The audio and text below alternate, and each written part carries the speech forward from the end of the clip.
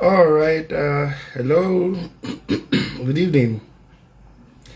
Never. I don't think I've ever done Facebook Live, so I think this should be my first Facebook Live.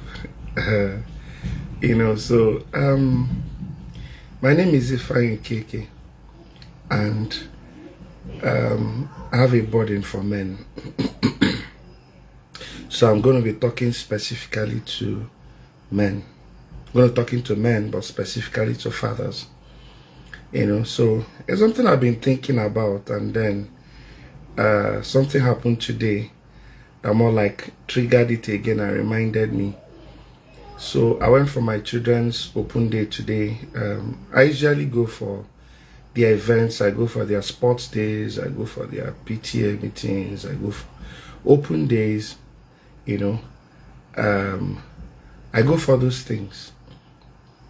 So I went there today, and and I was impressed. I saw quite a number of fathers there that came for their children. It gladdened my heart, because I don't know where fathers got the impression that these things are for mothers or for the women. But I understand, because that's the program most of us carry, or many of, let me not say most, that's the program that many of us carry in our heads. In fact, I was joking with one of the fathers there, and I said, growing up, did we know what open day? In fact, most of the fathers I met, they didn't even know what an open day was, and all that. And they came there, and you could sense the, that funny feeling. They were wondering what this was all about. But then, at the end of the day, they were all glad that they were there, for those children. And I realized, to a large extent, is the program that we carry. Many of us growing up, my papa send you. Once they send you to school, go and do whatever you want to do in that place, and all that. So nobody attends anything for you. You're practically on your own. So, and I noticed many men, we grow up with that same program in our heads, where the mothers are the ones going for all these things for the children. So here is why I'm making this video. If you're a father watching this, or a guardian watching over the lives of children under you, I want to plead with you, in the name of Jesus Christ. I want to beg you, create fond memories for your children, please. I'm raising a new generation of men that will break those destructive patterns, that keep repeating from generation to generation. So I'm trusting God for another generation of men. And thank God we're growing, we're increasing in our numbers. We're growing. A new generation of men that will break those destructive cycles, those destructive patterns, right? That we've carried over the years, So I want to beg you, it doesn't matter how busy you are, because let me tell you something. At the end of it all, what your children remember will not be all the money. It's not that you send them to the best schools. And believe me, I've been observing these things for 21 years now. Sometimes you hear some parents tell you, but I sent them to the best schools. Some fathers say, I worked my life off just to put them in the best schools, just to put the food on their table, just to give them the best life offers. But the truth of the matter is that, I'll be honest with you, all that your money means nothing if you don't have a connection with those children.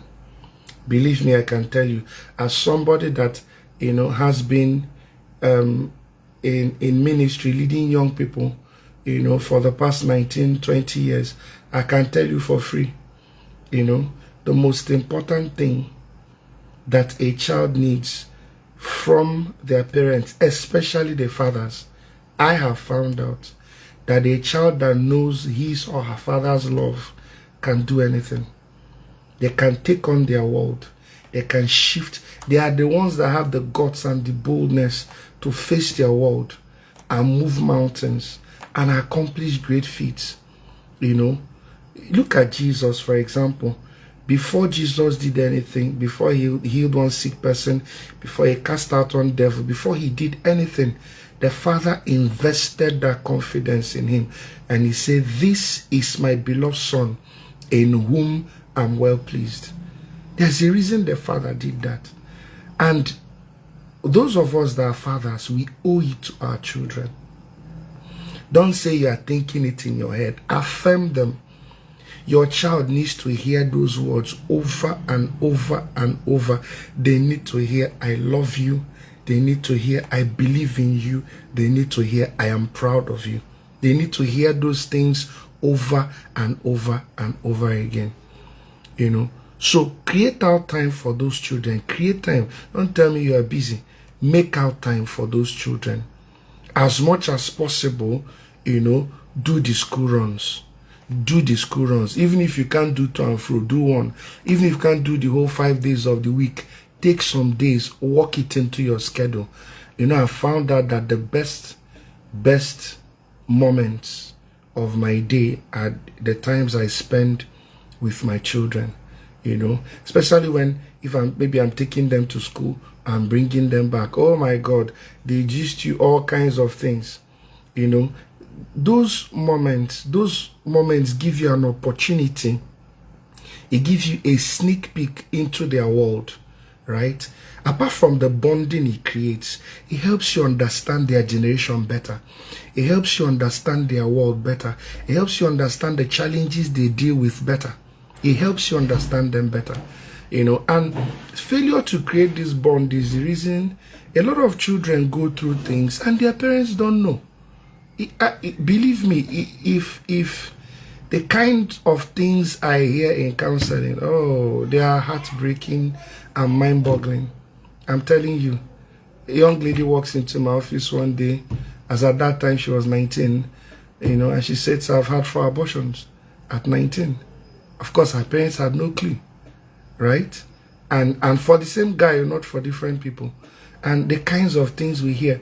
So why is it that these things happen? Because, you know, that opportunity to bond with the parents, you know, connect with them, right? So that if anything happens, they tell you. They face any challenge, they tell you. I remember, for example, my my daughter, the reason we moved out of the school she was attending, she came back one day and she was telling me that she went to the bathroom to restroom to ease herself. And another girl in her school, I think in grade 5 or something, you know, broke into the toilet where she was and locked the door and told her to pull her clothes at that age. You know, so we took it to the head of school and reported it. And of course, we now found out that that was not the first time the little girl had been doing it. Of course, the next thing, they flogged the girl. I think they even suspended her. But the question is, those things do not solve the problem. It doesn't solve the problem. The question is the parents of that girl, you know. But why was it that my daughter was comfortable to tell me that kind of thing? Because we talk. We talk. We talk. Today again, once I got back home, they had gone back from school. We sit down, they start gisting me how their day was, you know. So create those fond memories for your children. Give them fond memories. Give them fond memories. Give them fond memories. I beg you, in the name of Jesus Christ, give your children fond memories. You know, a child that knows the Father's love. Oh, a child that knows the Father's love, believe me, there's nothing that child cannot do. And you know, I used to think that it was just the boys, you know. I used to think it was just the boys that this thing affects more. But man, the more I study and the more I encounter these things and help these young people, the more I realize that the effect is even more devastating on the girls. A girl that doesn't know her father's love is filled with all kinds of demons. And she's going to keep going after different men. I've met quite a number of them. They tell me, I don't date younger men. I don't date guys my age. Why is that? You know, and for each time, they don't even know what they're looking for. But unconsciously, they're not looking for boyfriends. They are looking for a father. And then, of course, you know what happens, that they end up in the hands of these wrong men that mess them up and, you know, do all kinds of things to their lives and all that. So I actually didn't want this video to be too long. As I said, I don't think I've done a Facebook Live before. I think this is my first Facebook Live, you know, so this has been in mind to do this, but you know, actually this weekend we were supposed to have had a men's conference this weekend, because Father's Day is on Sunday, you know, but we are having a different program in the ministry, so I'm going to give you the date for the men's conference and all the other things, and of course the quest, you know, we're resuming the quest, and then where we deal with men's issues and help men become better. So in summary, I don't want this video to be too long. I hope it's not too long already, you know. Oh, thank you for those of you that joined me. Thank you for joining me on this. Okay, I'm still learning. Okay, Tonia is here. Chukania Golo, Chikana Go, Tonia. Okay, I see all of you. Thank you for joining me. Pastor Leo, I salute, sir. You know, so I just wanted to just put it out there. I want to plead with you, all fathers. I want to beg you in the name of Jesus, please get involved in the lives of your children. Okay, create fun memories for them. All right, do the school run, work it into your schedule, even if it's 2 or 3 times a week. Do the school run yourself. Okay, attend their PTA meetings, right? Attend their sports days, attend their game days, attend their open days. Be there. Let them know you are there. Be a part of their growing up. Be a part of their growing up. And you see, as much as possible, once you come back from work, talk with them, play with them, create that bond. You will save them. If you know the amount of demons you are knocking out of their lives, if you know the kind of things you are killing, giants you are killing for those children, you know, be an integral part of their lives. Go through their homeworks with them, go through their assignments with them, have fun times with them, right? Once my children, okay, we bought bicycles, I drive them to a particular place, you know. Do you know, amazingly at my age, I don't know how to ride a bicycle. I'm learning. Amazingly, it's my boys that are teaching me now, you know, and all that. So we go out and then, you know, they are riding bicycles. We have fun times together. We gist, we talk, we laugh, you know. My nephew is my adopted son now. I think he's turning 18 this year. I'm teaching him how to drive already, you know. So the essence, I want to say again, of everything I'm saying here is get involved. If you're a father watching this, listening to this, as I said, my burden is for the men, because I found out that the foundation of society is the family, but the foundation of the family is the male man. So if we heal the men, we will heal society. That's why I'm coming after the men, right? So please create those fond memories for your children. And when they grow up, have you ever wondered why children, when they grow up, you know, it's mommy that goes for mugo, it's mommy they take for vacation. It's not that it's not that they do it, I don't know whether to say deliberately or they want to be wicked to their father. No, it's just that many times the men are busy running around pursuing money and with good intentions, because they want their children to have a better life than they had. They want their children to attend good schools, live in good accommodation, feed well, all those things. But if you finish running after all these things, and believe me, I've seen men that have been totally heartbroken, totally shattered because of these things, You know, you see them heartbroken thereby, but these are the people I labored for. In fact, the jobs I did, worked extra hours, did all that. It wasn't even for me, it was for them. And now they are turning their backs on me. Dear Dad, you did all those things with good intention, but really, your money cannot take your place in the lives of those children. The provision, putting them in good school, getting them those toys, getting them the best gifts, all those things. There's nothing that takes the place of your physical presence and involvement in their lives. So get involved in their lives, in the little things, in the tiny details. Create those bonds with them. Create opportunities for bonding.